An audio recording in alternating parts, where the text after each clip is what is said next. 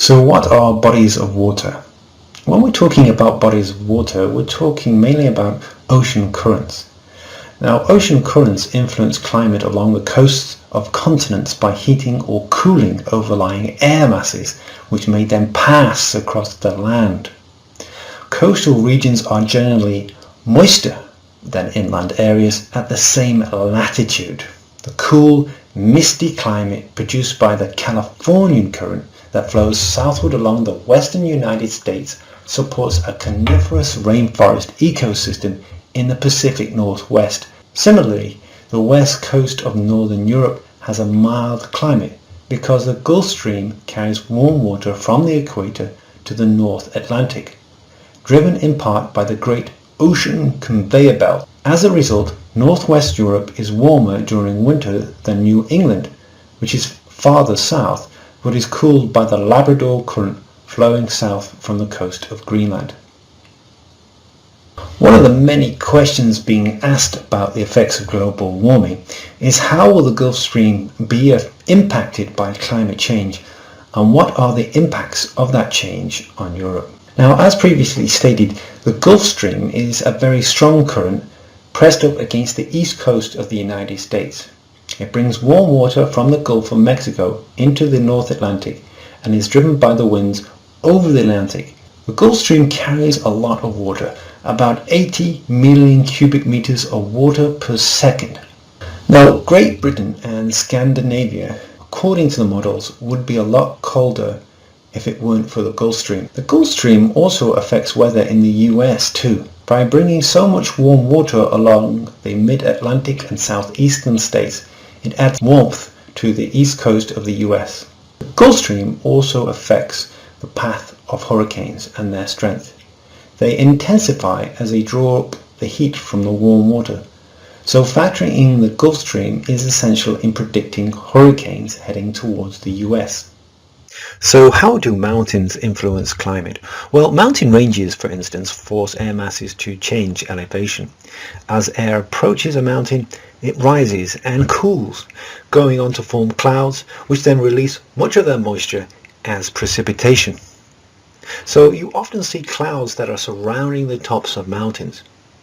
Now, the higher the elevation, the more precipitation will occur. Now, this is known as the orographic effect.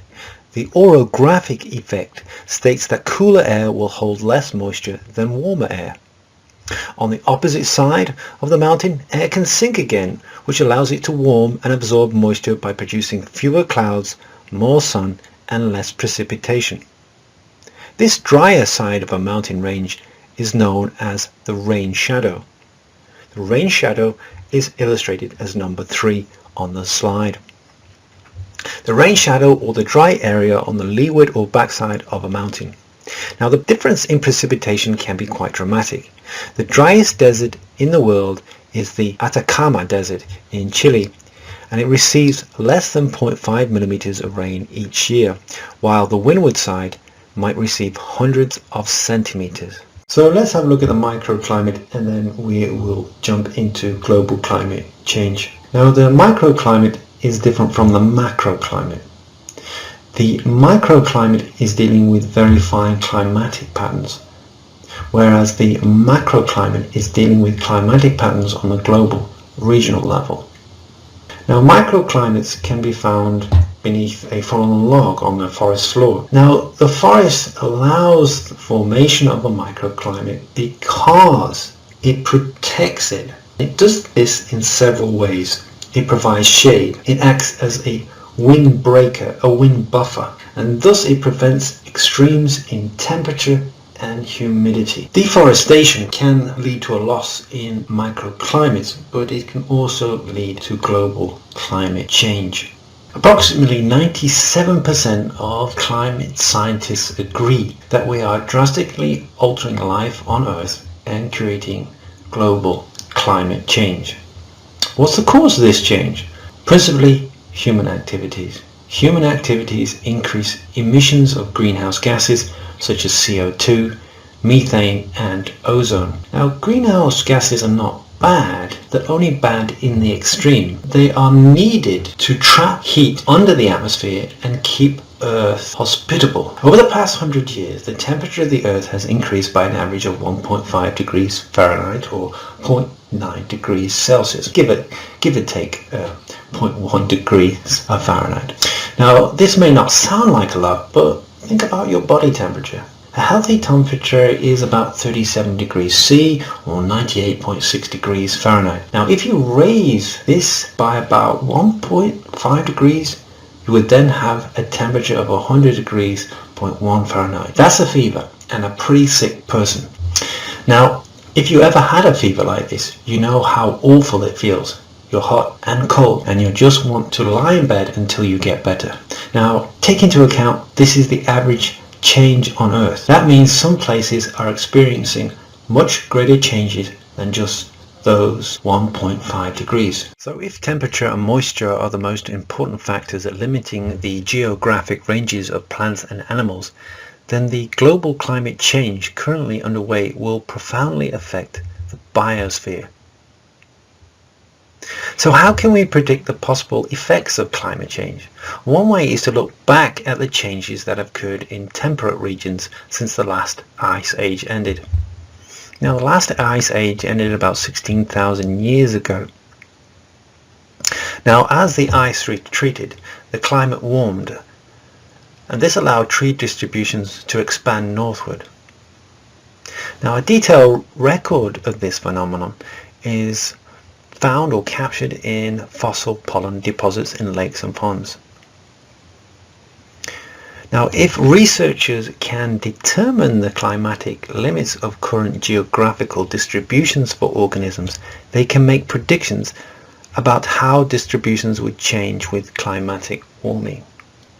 So let's look at a specific case of how the fossil record of past tree migrations can inform predictions about the biological impact of the current global warming trend. Now, this slide shows the current and predicted geographical ranges of the American beach under two different climatic change models. These models predict that the northern limit of the beach's range will move 700 to 900 kilometers northward within the next century. Now, if these predictions are even remotely accurate, the beach must move 7 to 9 kilometers per year northward to keep pace with the warming climate. Now, without human assistance in moving into new ranges where they can survive as the climate warms or changes, species such as the American beach will have much smaller ranges and may even become extinct. Another potential victim of global climate change is the rusty-patched bumblebee. Now, the rusty-patched bumblebee has not been able to expand its range and is now endangered. Overall, climate change is causing many species to decline or even disappear entirely. We can see the impact of climate on the distribution of organisms by constructing a climograph. A climograph is a plot of the temperature and precipitation in a particular region. For example, the climograph shown on the right-hand side of the slide demonstrates the annual mean temperature and precipitation for some of the biomes found in North America. Notice that the range of precipitation in northern coniferous forests is similar to that in temperate forests, but the temperature ranges are different. Grasslands are generally drier than either kind of forest, and deserts are drier still. Factors other than mean temperature and precipitation also play a role in determining where biomes exist. For example, certain areas in North America with a particular combination of temperature and precipitation support a temperate broadleaf forest, but other areas with similar values for these variables support a coniferous forest. How do we explain this variation? First, remember that the climograph is based on annual averages. Often, however, the pattern of climatic variation is as important as the average climate. For example, some areas may receive regular precipitation throughout the year, whereas other areas with the same annual precipitation have distinct wet and dry seasons. Now, most terrestrial biomes are named for major physical or climatic features and for their predominant vegetation. Each biome is usually characterized by the presence of microorganisms, fungi, and animals that have adapted to that particular environment. For example, temperate grasslands are more likely than forests to be populated by large grazing animals. Now, although climograph shows distinct boundaries between the biomes, in actuality, terrestrial biomes usually overlap. This area of intergradation is called an ecotone, and it may be wide or narrow. General specificity of terrestrial biomes. Cacti which inhabit the deserts of North America are very similar in appearance to plants belonging to the euphorbs of the African desert. Since the two plants belong to evolutionally different lineages, their similarity is due to convergent evolution rather than a common ancestor. So what is convergent and parallel evolution?